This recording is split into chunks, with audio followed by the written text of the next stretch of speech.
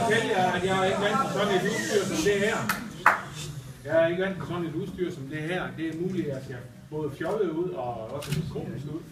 Men det må I altså tage med. Jeg håber, I kan høre mig. Jeg taler meget højt. Er det for voldsomt? Nej. Allerførst så fik jeg besked på, at jeg skulle sige til jer, at I må gerne tage et glas rødvin, hvis I ikke allerede har fået fat. Det har I gjort, så er det overstået og snart. Jeg vil gerne byde jer alle sammen velkommen her til den. Det er jo den 11. Naturfotofilmfestival. Den her i 2017. Og jeg vil også gerne starte med at sige mange tak til dig, Marianne Jelved, fordi du vil komme og være med til at profilere vores naturfilmfestival. Og du har taget turen fra København, og hun har lige fortalt mig, at efter det her, så går turen igen tilbage til København. Og jeg synes, jeg har haft travlt med det her, og jeg synes, der går mange både weekender, der går eftermiddag, og det går jo lidt ud over familien også. Men det er jo et liv, som du har kendt igen mange år. Så skal jeg også lige fortælle lidt om, jeg skal det lige også have med her, fordi det er jo i dag den 1. april. Og da jeg mødte op herovre i center, og så blev jeg mødt af Jette Flå, som er foreningens kasserer. Så kommer hun hen og siger, har du hørt det, Martin? Har du hørt det? Ib har lige ringet og sagt, at Marianne Jelved ikke kunne nå fly i København. Og er du klar til at tage over? Så siger jeg, der er jo ikke noget at gøre ved det. Vi er nødt til at tage det, som der kommer. Og så må jeg prøve at snakke lidt, være lidt lang i spytter, for det var lidt længere. Men heldigvis så trak de den ikke så længe, så jeg fik hurtigt at vide, at det bare var en aprilsnar. Og det mest spøjse ved det er, jeg har jo siddet og hørt i radioen her, på vej herude omkring aprilsnar, og aviserne og så videre. Men det var jo ikke fordi, jeg ikke var klar over, at det var en 1. april. Men jeg skal lige fortælle også, at det her, det er jo den 11. Naturfilmfestival. Og vi startede den første, og det kan I jo godt regne ud, det må så være i 2007.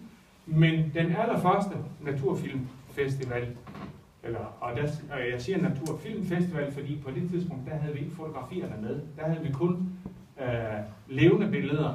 Og jeg kan huske, at Hans Flå var jo en af de filmfotografer, som sprang ud ved den lejlighed. Og jeg har tit tænkt på det der med, at nu laver han en masse af film, og skal jo også optræde med film igen i dag over i centret. Og jeg tænkte jo lidt det der med at være fotograf, og det der med at være tidligere politibetjent, om der er en forbindelse. Der er jo noget med fotoråber og stærkasser. Jeg ved det ikke, om der er noget med det. Men ved den lejlighed, ved den første, der oplevede vi jo også en fantastisk film, hvor en Flemming Allmann fotograferede herude ved Tofte Sø. Ikke bare fotograferede, men filmede 2 havørner, som slog en grågås. Den blev angrebet i luften, den gik ned på vandet og dykkede og så videre. Til sidst så lå den livløs derude, men den var for tung til, de kunne hive den op af vandet. Men til slut så kom hannen, satte sig på den, satte kløerne i den, lå sin kast forud og svømmede den ind til bredden. Og det blev filmet. Og jeg har set for nylig optagelser fra Canada, hvor de pralede af, at de kunne vise sådan en, der svømmede. Men hvor jeg tænkte, det har vi set i Lille Vildmose. Årsagen til, at vi startede hele det her, det var jo, at dengang var der jo håb om, at Lille Vildmose her skulle være nationalpark. Og det var jo sådan, at der var krav også om, at der skulle være folkelig opbakning for nationalparkerne. Og vi startede så støttegruppen for Lille Vildmose Nationalpark, det gjorde vi i 2006.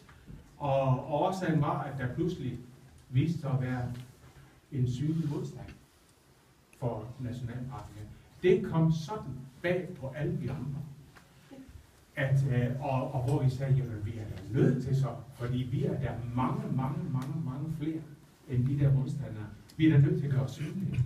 Og på den måde, så startede vi så foreningen. Vi startede også medlemsdelen i det der støttegruppe for Lille Vildmose Nationalpark.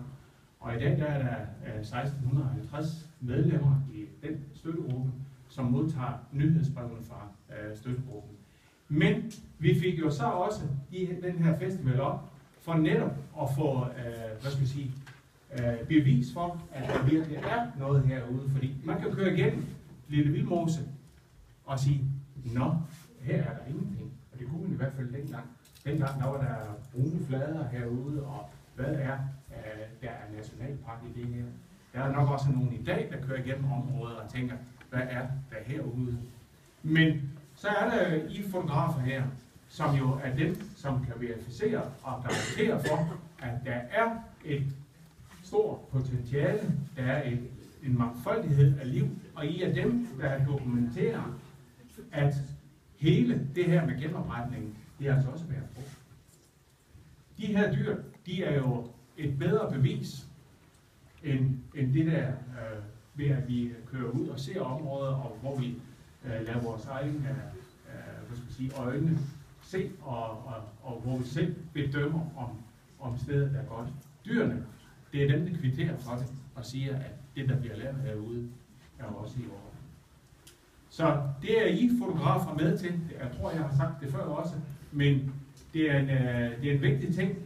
Og de her billeder, som hænger her, og som bliver muligt for folk at se i løbet af de næste 14 dage, de billeder vil være øjenåbner for rigtig mange om det her sted, som er et utroligt sted. Vi har ikke endnu, mistet håbet for, at det kan blive nationalpark. Det har vi ikke. Men der vil jo nok gå noget tid, dengang vi i 2007, i juni 2007, fik at vide, at vi ikke blev nationalpark. Der var vi selvfølgelig noget skuffede. Fordi der var eksperter, som kunne se potentiale, men der var desværre for mange ikke-eksperter, som stillede det ned. Og nogle af de ikke-eksperter, de sad altså også i Folketinget. Så vi blev altså stillet ned. Der blev simpelthen sagt, I er for lille. I er for lille. Og det har jeg selv fået at vide så mange gange, fordi jeg er jo en større søskenflok, og der var forskellige ting, du for lille. Det var det, vi også fik at vide herude med Lille Vildmose Nationalpark.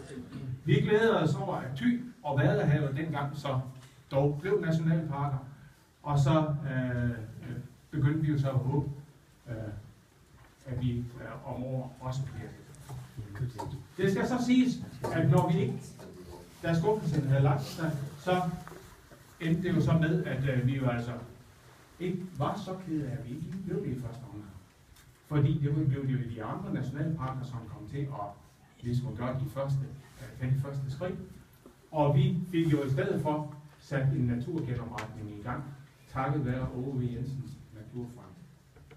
Så der kommer altså til at ske noget. Tak til alle jer fotografer, tak til alle jer, som er mødt op her, og som er med til at vise, at der er en interesse, synliggør, at der er en interesse for det her område. Det er vi meget glade for. Jeg skal også sige tak til alle de der er nogle sponsorer, som har bidraget til stedet, til begivenheden i dag. Og der blandt andet, og nu Bo, nu må du rette mig, jeg har det godt nok et eller andet sted på min sædel her. Men der er Japan Foto, som også er herovre, I kan besøge dem, I kan låne kameraer og gå ud og fotografere. Der er Aalborg Teater, som har sponsoreret, der er Aalborg Kongress og Kulturcenter, som har sponsoreret, og så har Aalborg Folkeuniversitet også sponsoreret. Glemmer I nogen, Bo? Tak til jer alle sammen, og tak til Bo, der jo er centerleder her, og som også er med som arrangør i den her Naturfilmfestival. Og så vil jeg give ord til Marianne Jelved, og mange tak, fordi du overhovedet stiller op.